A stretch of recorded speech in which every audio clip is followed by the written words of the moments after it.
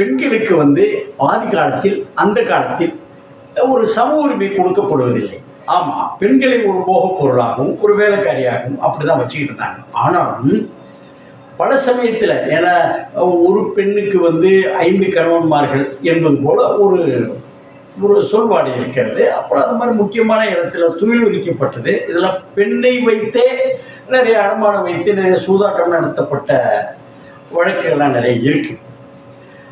ஒரு குறிப்பாக என்ன சொல்ல போனால், உலக பொதுமறை அந்த திருக்குறளாக இருக்கட்டும், உலக நாடுகளில் பெரும்பாலான நாடுகள் கிட்டத்தட்ட 250 கோடிக்கு மேலே பின்பற்றக்கூடிய பைபிளாக இருக்கட்டும், பெண்ணுக்கு ஒரு முக்கியத்துவம் கொடுப்பதில்லை. அவர் ஒரு அடிமை, பெண்ணுக்கு ஆணுக்காகவே பெண்ணை படைத்தது என்று ஒரு சூழ்நிலை வந்து கொண்டிருக்கும் போது, ஒரு குறிப்பிட்ட இடத்துல பைபிளே சொல்லப்பட்டு என்ன சொல்றாங்கன்னா, ரூத் என்ற கிறிஸ்துவ நண்பர்களுக்கு தெரியும். ரூத் என்ற ஒரு விதவை. ஆமாம், அவருடைய மாமியார் நகோமி. அவர்களுக்கு 2 மகன்கள். அவருடைய கணவன் இறந்து விடுகிறார். 2 மகன்களுக்கு கல்யாணம் செய்து வைக்க 2 மகன்களும் இறந்து விடுகிறார்.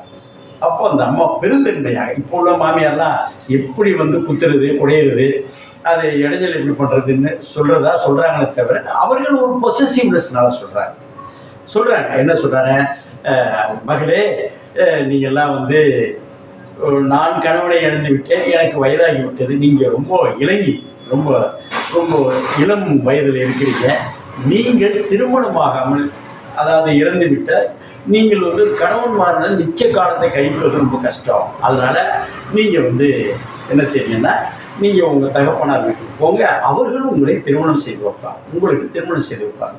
இவர்கள் இருவரும், இல்லை அத்தை, நான் உங்கள் கூட தான் இருப்பேன், ஏன்னா உங்களுக்கு மகன் போய்விட்ட பிறகு மகனின் மறு உருவமாக அல்லது அவரை நாங்கள் உங்கள் கூட இருக்கிறது நியாயமா? இல்லைப்பா, அது என்னுடைய சுயநலமா, நீங்கள் என்னிடம் இருக்க வேண்டியது என்பது சுயநலமா, நான் வாழ்ந்து செழித்தவன், அதனால் நீங்கள் உங்கள் தகப்பனார் வீட்டுக்கு போங்கன்னு சொன்னோன்னே அது இல்லைன்னு சொல்கிறாப்புல. இருந்தாலும் அவற்றில் ஒரு மருமகள் இவருடைய சொல்லத்துல நியாயம் தானே, அத்தைகிட்ட இருந்து நம்ம இருப்பதா, அவர்களுக்கு என் பாதுகாப்பு கொடுப்பதாக இருக்கட்டும், உணவு மற்ற விஷயம் கொடுப்பதாக இருக்கட்டும், அதனால போய்விடுகிறார். இன்னொன்று ரூத் என்ற ஒரு பெண்மணி, நம்ம ரொம்ப இதாக சொல்லுவாங்க நண்பர்கள், அந்த இல்லை நான் உங்கள் கூடவே நான் இருந்துடுறேன் அப்படின்னு. இல்லைப்பா, இல்லை நானும் உங்களோட மகன், உங்களுடைய மருமகளாக இருந்தாலும் உங்கள் மகள் மாறி தானே, அதனால் உங்களுடைய இருந்துடுறேன்னு சொல்கிறாப்புல.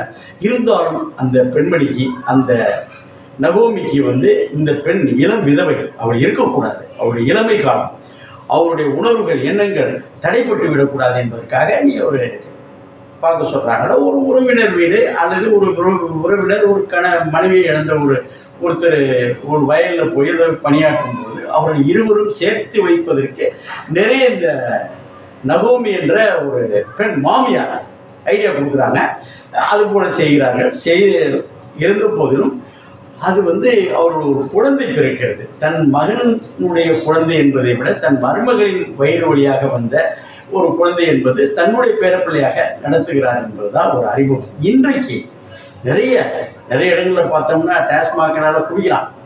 20 வயசுலேருந்து கல்யாணத்தை பண்ணி புள்ள குட்டி பக்கிறத பெற்றுட்டு 30 வயசு வரலையும் பார்த்தோம்னா ஒரு 3-4 புள்ளைகளை விட்டு செத்து போயிறாங்க. இளம் விதவைகள் இருக்கிறார், அவர்களுக்கு திருமணங்கள் செய்ய வேண்டும். ஆனால் பல மாமியார்கள் ஒத்துக்கிறது இல்லை. ஏன், எதுக்கு, அது எப்படி, இது எப்படி? நிறைய மாமனார், நிறைய இடத்துல எனக்கு தெரிஞ்சு ஒரு வைதிக பிராமண குடும்பத்தை சேர்ந்த ஒரு நண்பர் சென்னையில் நடேசன் பார்க்கில் வருவார். அவருடைய மகன் ஒரு ஆக்சிடென்ட்ல இறந்து விடுகிறார். அப்போ அவர் என்ன செய்வார், அது பேர் சிவராமன் பேர், இப்பயும் அவர் வருவார், நீங்கள் பார்க்கலாம். பேரை சொல்றதுல ஒன்றும் தப்பு இல்லை. இருந்தாலும் மகள், அப்பான்னு சொல்லி கூட மகள் இருக்கிறாங்க, மருமகள் இருக்கிறாங்க. அப்போ மகளும் தன்னுடைய மகளும் அவரும் ஒரு முடிவு பண்ணுறாங்க, இல்லை அண்ணி இருந்துடக்கூடாது, அதனாலப்பா அது ஒரு கல்யாணத்தை பண்ணி யாருப்பா அப்படி கேட்கறதுன்னு. அவருடைய நண்பர் இருந்தார். யாரு, அந்த தன்னுடைய மகனின் நண்பர் ஒருவர் இருந்தார். திருமணம் ஆகாமல் இவருக்கு எல்லாத்தையும் செய்து கொண்டு அவர் ஆக்சிடென்ட் ஆனப்போ கூடவே இருந்து என்ன செய்தார். அவர்கிட்ட இவரை கேட்கிறார், அப்பா எனக்கு பொம்பளை பிள்ளை இருந்த போதிலும் இது ஒரு பொம்பளை பிள்ளையா இருக்க, நீ ஒரு திருமணம் செய்து கொள்ளக்கூடிய வாய்ப்புகள் உங்கள் வீட்டில் எல்லாம் பார்க்குறாங்க, உனக்கு காதல் எதுவுமே இல்லை, நண்பனை கூட இருக்கிற, என்னுடைய மருமகளை நீ ஒரு வைதிக பிராமணர் சொல்கிறார், என் மருமகளை நீ திருமணம் செய்யணும். என்னப்பா நீங்கள் சொல்கிறீங்க? அவன் சகோதரன் தானே, அதனால் நீ செய்ப்பான அந்த பொண்ணுகிட்ட கேட்குறாங்க. அவங்களும் என்ன சொன்னாங்கன்னா, நீங்கள்லாம் பார்த்து சொன்னால் இப்படி என்ன எனக்கு மனசை இருக்குப்பா, ஒரு 6 மாதம் இல்லை 1 வருஷம்னா ஏற்றுக்கொண்டாருன்னு நடந்துச்சு. இப்போ அவரை பார்த்து ஒரு பெரியார் தான் செய்ய வேண்டும் இல்லை, ஒரு சமூக சீர்திருத்தவாத ஒரு வைதிக பிராமணர் அன்றாடம் கோயிலுக்கும் மாலை காலையில் செல்லக்கூடியவர் செய்தார். இந்த உணர்வுகளுக்கு மதிப்பு கொடுக்கக்கூடிய மனிதர்கள், மாமனிதர்கள். சாப்பாடு கொடுக்குற மனிதர் என்றால் மனித உணர்வுகளுக்கு மதிப்பு கொடு மாமனிதர்கள். ஆமாம், இன்னைக்கு நிறைய நண்பர்கள் என்ன செய்யலாம், வெளிநாடு போயிடலாம், நிறைய வருமானங்கள் இருந்த போதும் போயிடலாம். போயிட்டு வந்து அங்கேருந்துட்டு பிள்ளைகிட்ட கேட்குறாப்புல, அம்மா யார்கிட்ட பேசினாப்புல, அம்மாட்ட கேட்குறாப்புல, எவ்வளோ நேரம் பேசினாப்புல, எங்கே போய் கேட்குறாரு. இது ஒரு நல்ல அணுகுமுறை இல்லை. உணர்வுகள் எண்ணங்கள் என்பது ஷேரிங் வெவ்வேறு வகையில் வருகிறது. நம்ம அங்கே போகிறதுனால தான் எலிச்சவாயம் கொண்டாட்டி ஊருக்கெல்லாம் வப்பாட்டின்னு சொல்லுவாங்க.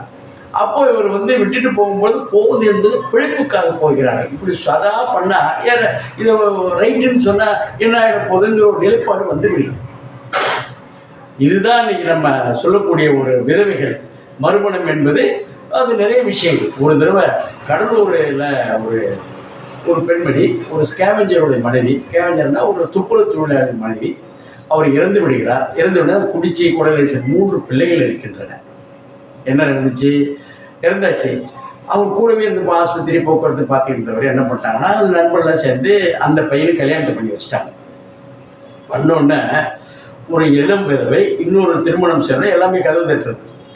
ஒரு கேரக்டரைசேஷன் பண்ணோடனே ஒன் ஃபைல் மாதிரி பெட்டிஷனை போட்டாங்க. அதாவது எப்போதுமே இப்போ இருக்கக்கூடியது அந்த ரூல்ஸ் இருக்குது, நிறைய பேர் அதை பார்க்கறது. அதாவது இந்த பென்ஷன் வாங்குறாங்கல்ல, அவர் இன்னும் எனக்கு திருமணமாகவில்லை என்று ஒரு சர்டிஃபிகேட் கொடுக்கணும். உயிரோடு இருக்கிறேன் என்று ஒரு சர்டிஃபிகேட் ஒரு பக்கம் இருந்தாலும் திருமணமாகவில்லை என்று ஒரு சர்டிஃபிகேட் கொடுக்கணும். அது இன்னையிலேருந்து நான் இருக்கு. நான் ராமவரம் தோட்டத்தில் 84 வாக்கில் நான் பணியாற்ற வேண்டிய சூழ்நிலை. அப்போது ஒரு குரூப் வந்தாங்க. அப்போ வந்தோடனே அந்த ஒரு பெண்மணி, அவங்க அம்மா, குழந்தைகள்லாம் இருந்தாங்க. என்னம்மான்னு கேட்டேன். இது மாதிரி ஐயா என்னம்மா அது அப்படி எல்லாம் அந்த சம்பளம் வெறும் 1 வருஷமாக கொடுக்காம இருக்காங்க அதே கடலூர் ஆஸ்பத்திரியில். என்னப்பான்னு கேட்டால் அது மாதிரி பென்ஷன் பெண்டிங்கில் இருக்குது, டிஸ்மிஸும் பண்ண முடியல, எனக்கு கிளாரிஃபிகேஷன் கேட்டு வருது. அப்போது மரியாதைக்குரிய எம்ஜிஆர் அவர்கள் கேட்டார். என்ன கேட்டார்? என்ன பேசிட்டு என்ன தோட்ட வேலைலாம் போடுறது இதை மாதிரியா, இந்த ஃபைல் எங்கே இருக்குது? இல்லை சீஃப் செக்ரட்டரி போயிட்டு நம்மகிட்ட தான் வந்திருக்கான். அப்படியா, அந்த ஃபைல் எடுன்னு சொல்லிட்டு அப்போ ஒரு கை எழுதக்கூடிய சில விஷயங்கள் எழுதி கையெழுத்து போடுறாரு. இவரே எழுதுகிறார். அதாவது விதவைகள் மறுமணம் என்பது தமிழக அரசினால் அங்கீகரிக்கப்பட்டு சட்டமாக்கப்பட்டுள்ளது. இந்த பெண்மணி இளம் வயதில் விதவையானாலும் அரசின் கொள்கை கோட்பாடுகளை ஏற்றுக்கொண்டுள்ளார். அதனால இவருக்கு என்ன செய்யணும்? இப்போ இருக்கிறது 2 பங்கு ப்ரொமோஷன். வீரப்பனை பிடிக்க போனப்போ கான்ஸ்டபிள்ஸ்லாம் எஸ்ஐ ஆனாங்கல்ல, ஹெட் கான்ஸ்டபிள்ஸாக போய் ஏட்டாகி எஸ்ஐ ஆனது மாதிரி, இன்ஸ்பெக்டர்ஸ் சூப்பரண்ட் போலீஸ் ஆனது மாதிரி இவருக்கு டபுள் ப்ரொமோஷன் கொடுக்கணும்னு சொல்லிட்டு அவருக்கு டபுள் ப்ரொமோஷனு டபுள் இன்க்ரிமெண்ட் கொடுக்கணும்னு சொல்லி ஒரு ஆர்டர் போட்டாச்சு. 84 85 போட்டாச்சு. அது இன்னும் நிறைய இடத்துல அந்த சர்டிஃபிகேட் தான் போயிட்டு. அதனால் விதவைகள் மறுமணம் என்பது ஆண்கள் செய்து கொள்கிறார்கள். உணர்வுகள் எண்ணங்கள் பகிரக்கூடியதுக்கு ஒரு மனித உறவுகள் வேணும். அதை செய்யக்கூடிய வாய்ப்பு வசதி இருக்கும்பொழுது இது போல் செய்ய வேண்டும் என்பதுதான் நம்மளுடைய வேண்டுகோள். இதுபோல் வெளியூர் போகக்கூடிய கணவன்மார்கள் சதா எப்போ பார்த்தாலும் குத்தி குறைஞ்சி பண்ணிகிட்டு இருப்பது, ஒரு இரவு டியூட்டி போகிற மாதிரி செய்வது என்பது ஒரு நல்ல அணுகுமுறை அல்ல. ஒரு தம்பி கேட்டாங்க, ஒரு இது கேட்டப்ப சேவல் அதாவது கோழி நான் வச்சிருக்கிறேன், எவ்வளோப்பா விலை அப்படின்னு சொல்லி கேட்டாங்க. 10 ரூபாய்க்கு தானே அப்படி.